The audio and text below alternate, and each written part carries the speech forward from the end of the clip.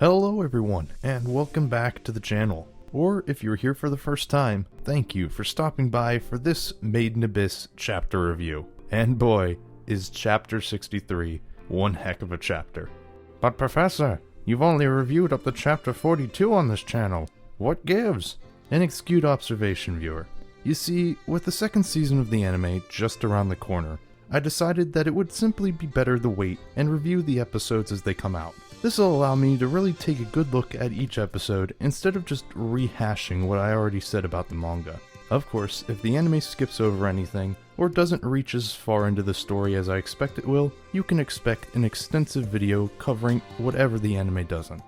Now, since I didn't review chapter 62, and since the context is kinda needed for 63, I'll give a quick synopsis of 62 before jumping into chapter 63. There should be a timestamp for those of you who wish to skip it. But without further ado, it's time for the review of chapter 63, which is actually chapter 62.5 and chapter 63 put together because 63 proper is only 3 pages long. Titled Cravali and the Curse Fleet. Last time on Made in Abyss. Via some form of dream vision, Riko was able to communicate with Prushka. We learn that despite being a white whistle herself, Prushka is incapable of communicating with other whistles like Faputa is. Outside of Riko's dream, Nanache explains how the flow of time slows drastically the further you dive into the abyss. How the heck this works is anybody's guess. Does this mean if I jump into that hole in China that I'll have more time to work on content? Our heroes then come upon a lone body of a black whistle. Shockingly, his body is still completely intact, untouched by the creatures of the abyss. Due to his untouched state, the group is able to retrieve his valuables and move on. Who is this mysterious black whistle? Can Nanachi's and Faputa's combined fluffiness be contained by the mortal realm? Will Rig's raging boner ever subside? And can I please get a Faputa hat? These questions and more in this chapter of Made in Abyss. Chapter 63 starts off not with Riko's group, but with a description of the Plummet Pub, the Delver's Tavern. This tavern is marketed as a place where people can get a taste of the delving lifestyle. However, it also serves as an information hub for a variety of delvers. And it is within this tavern where we are introduced to... Damn it, Akihito. This is where we meet Tepeste, and a familiar face in Cravali. Though, this time, he's looking a lot livelier than he was in the prior chapter. It seems that these two are in a more intimate relationship than just being a delving team together. Cravali quickly shakes off Tepeste's advances, worried that it'll mess with his pre-delving mojo, something Tepeste refers to as his usual prayer. Tepeste whispers to Cravali that the hands are seated at the nearby table, aka Bonger's delving assistants, the Umbra Hands. I believe this is the first time we've ever seen them without their suits on, and they're surprisingly normal. I don't know, I just assumed, considering who their leader was, that they'd be a little less than human. Moving on though, we get some beautiful illustrations of the tavern, followed by 3 groups of people: the Umbra Hands, the Subterranean Bandits, and since we aren't given a name for the group, we'll just call them the Delvers of Orth. A couple things to note here. The man in the middle of the Umbra Hands is actually the man Rig saved from the Orb Piercer earlier in the story. The man on the left, Ashen Gyrick, is stated to be an arsonist by Cravali, which might mean that he was the hand we met earlier who burned down the flower fields. Back to the story, Cravali asks if a specific hand is among them, by the name of Shroud. We don't know the significance of Shroud, but it's something to keep in mind for the future. We then learn that Tepeste was able to recognize the hands without their suits, based solely off of their walking and talking. Tepeste then switches topics, discussing a mess that had occurred on the second layer. Cravali then remarks that there is no way that they could have covered up something so blatant, especially due to the sheer number of first grade relics that would be clearly visible once someone passed by. Tepeste asks if the Shrine Maiden was okay, Cravali responding that that's something they'll learn later on. Unbeknownst to the two of them, however, Hubble, while on his way to greet the two of them, would end up listening in on their conversation. Cravali continues, mentioning that there are others involved, as well as something called a nest. Habolg is unsure what to make of what he's hearing, but it is clear that he stumbled on something he wasn't meant to hear.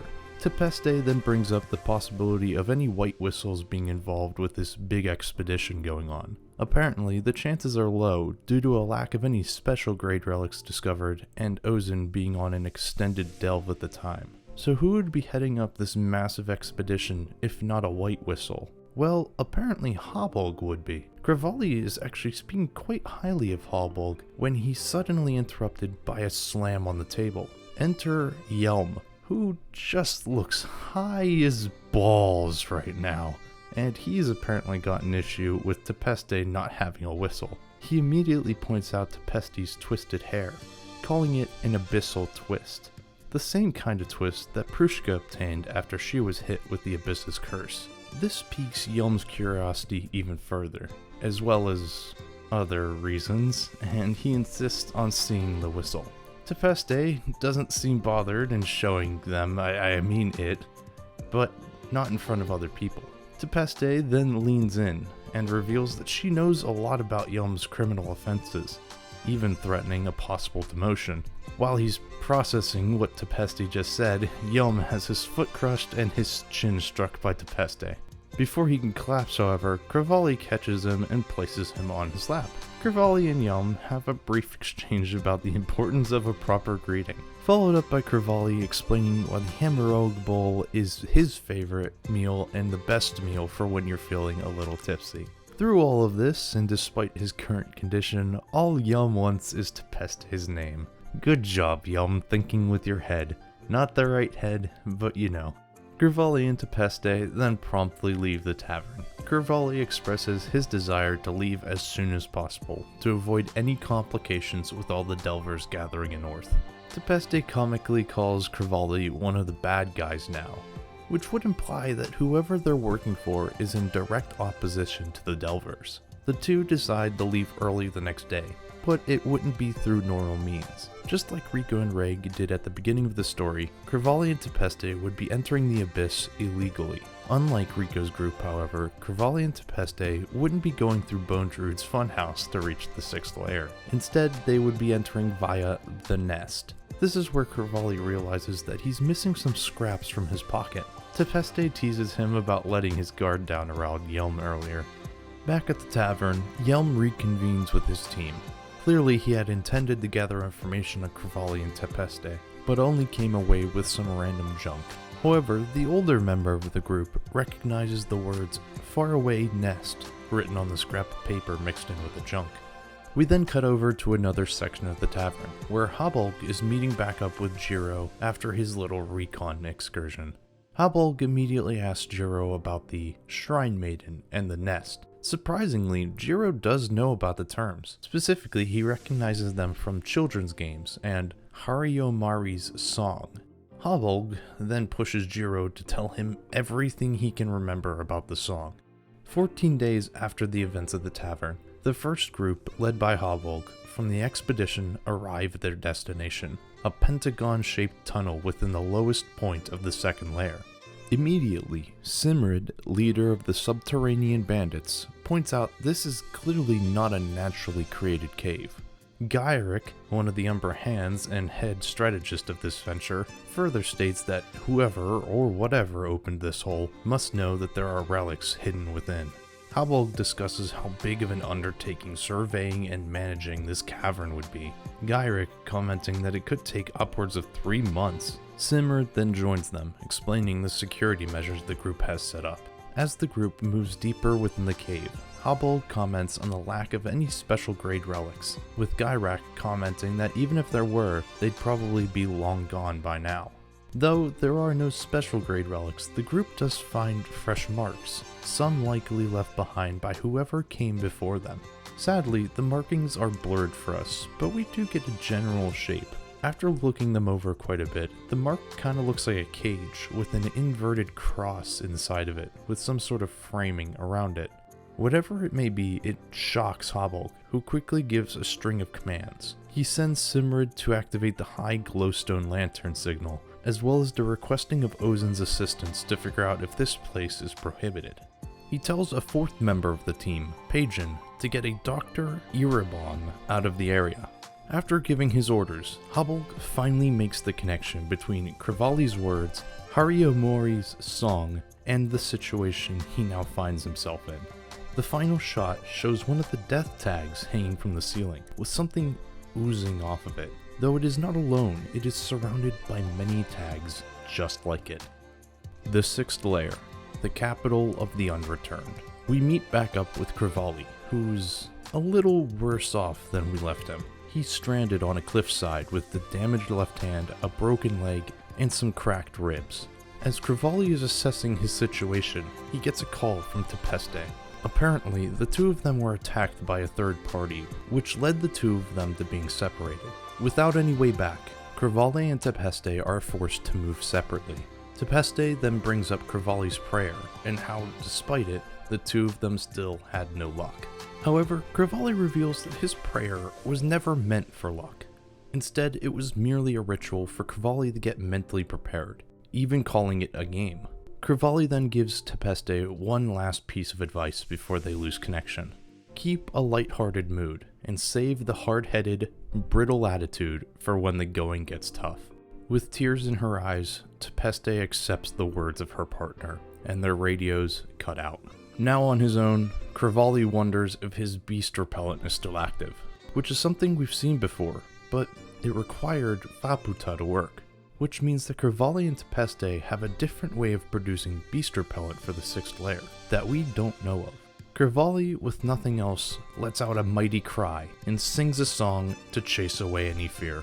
Despite his condition, Cravali begins climbing his way up the cliffside, which is baffling considering we're in the abyss and we all know what happens when you go upwards in the abyss.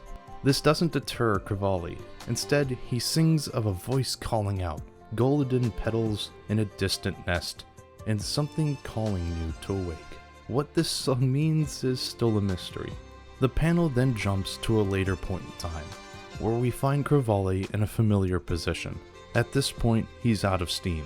He's dehydrated and hungry, on top of his injuries, and he's facing off against the curse. All Cravali can do is sing as his life comes to an end. We then return to Tempeste, who's still running, tears streaming down her face, knowing that she'll probably never see Cravali ever again. Then suddenly she stops and turns around. Then there's a crash. The third party has just arrived. Tempeste is clearly scared and confused as to why anyone would follow them all the way to the sixth layer, the point of no return. The third party doesn't seem interested in answering Tempeste's question, however. Instead, they ask one of their own, "What group are you with?" Followed up with a claim that Tempeste is an underling to the Shrine Maiden. We then get the identity of this third party, as well as a good look at them. Akihito, I swear to God. Moving on. We learn that this is Nishigoro, a member of Hail Hex, the Cursed Fleet, and with cleavage popping out like it's... Okay, Tempeste, you literally have no room to talk in that front. Anyway, Nishigoro doesn't actually seem to be human. Instead, she very much resembles a Narahede. Narahede or not, however, Nishigoro is extremely threatening, listing off all the ways she wants to torment Tempeste. However, Nishigoro is cut off as a dagger comes dangerously close to splitting her head open before she catches it in midair. Tempeste, with newly restored vigor, taunts Nishigoro for her horrible attitude.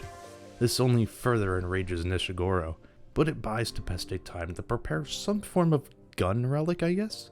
And with one final threat from Nishigoro, and one last witty remark from Tempeste, Chapter 62.5 comes to an end.